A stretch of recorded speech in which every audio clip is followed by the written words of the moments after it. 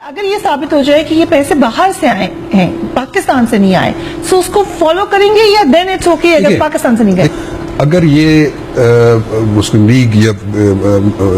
Prime minister صاحب اور ان کے بچے اگر یہ ثابت کرنے میں کامیاب ہو جائیں کہ یہ پیسے یا جو بھی وسائل تھے ہمیں یہ ہمارے مرحوم دادا نے ہمیں پرووائڈ کیے تھے since he was running the business, اور ان کی بیسس کے اوپر پہلے ہم نے فلاں جگہ فیکٹری بنائی اور اس کو بیچ کے ہم نے یہ پراپرٹیز لی، تو یہ آل ٹوگیدر ایک ڈفرنٹ بات ہو جائے گی اگر وہ پروو کر دیں۔ اس میں بنیادی بات یہ ہے جو میں آپ کو پہلے کر رہا تھا کہ اونس ٹو پروو، بار ثبوت۔ نارملی میں نے جیسے عرض کیا کہ یہ جو کلیم کرتا ہے اس پہ بار ثبوت ہوتا ہے، لیکن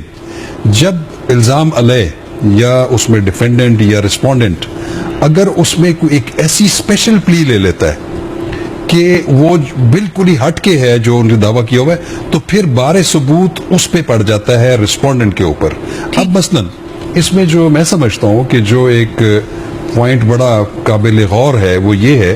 کہ جیسے کہ اپوزیشن نے بھی اور عمران خان صاحب نے بھی، پی ٹی آئی نے بھی اور جماعتوں نے بھی یہ پیناما لیکس کے اوپر ایک جو بھی مدعا پیش کیا عدالتوں میں بھی اور میڈیا میں بھی، اور ان کا ایک مطالبہ ہے کہ اس کو کسی طریقے سے انویسٹیگیٹ ہونا چاہیے۔ تو اس صورت میں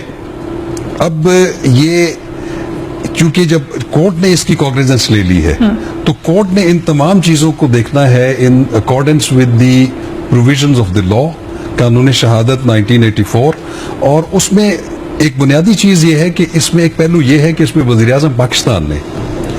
2 دفعہ قوم سے خطاب کیا، ٹھیک،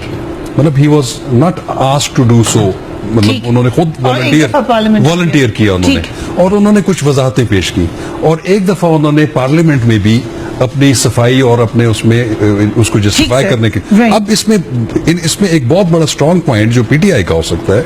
وہ یہ ہو سکتا ہے کہ وہ وزیر اعظم سے کمیشن کے تھرو اور کورٹ کے تھرو بھی یہ ان سے کہہ سکتے ہیں کہ آپ نے جو قوم سے خطاب کیا اور آپ کی وہاں پہ جو بھی آپ کا سٹانس تھا اس کو آپ ثابت کریں، اس کے متعلق ڈاکومنٹس لے کے آئیں، اس میں پھر بار ثبوت ان پہ شفٹ ہو جائے۔